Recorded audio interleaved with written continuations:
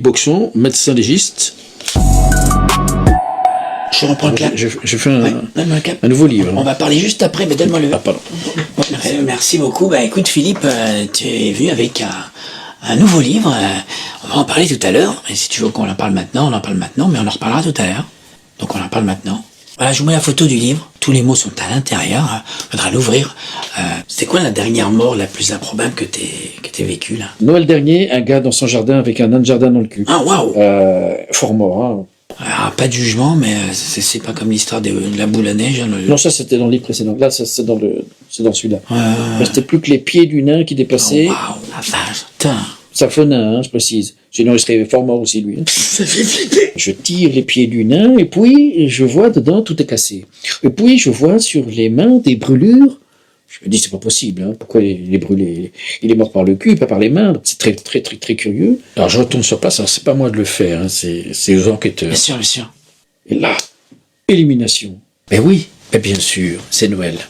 Il était en train de mettre des illuminations sur son toit. Incroyable. Il s'est électrocuté, ça l'a fait tomber, paf le nain. Oh, Je vais voir la police, j'ai dit, ça y est, les gars, j'ai la solution. Puis là, ils m'ont dit, oh là, on a la caméra de surveillance.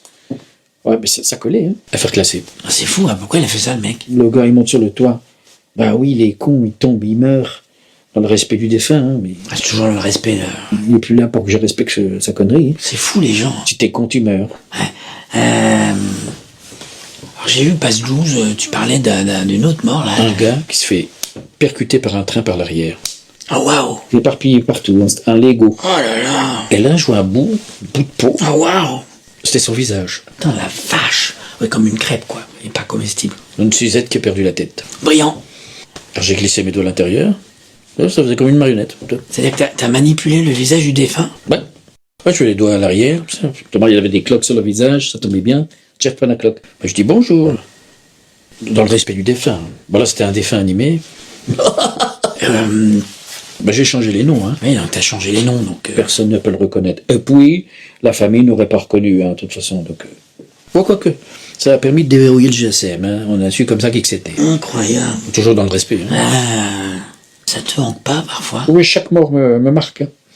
J'ai besoin d'évacuer. Alors, je vais pas avoir un psy parce que j'ai un très bon éditeur. Donc, j'évacue 300 pages et puis ça va mieux. Mais hein. ça fait un gros carton. Hein. Un carton, plus qu'un carton. Hein. Ce sont des palettes de carton dans les semi-remorques. Hein. Ah ouais, je me doute, ouais. Juste avant l'émission avec l'équipe, on s'est rendu compte un petit peu que il y avait des rumeurs, des choses comme ça qui circulaient un peu. Moi, je demande à personne de me croire. Je demande à tout le monde de me lire pour que chacun puisse se faire son avis. Bien sûr, bien sûr. Si je prends soin de changer les prénoms, les lieux, la cause de la mort, c'est vraiment pour protéger les défunts.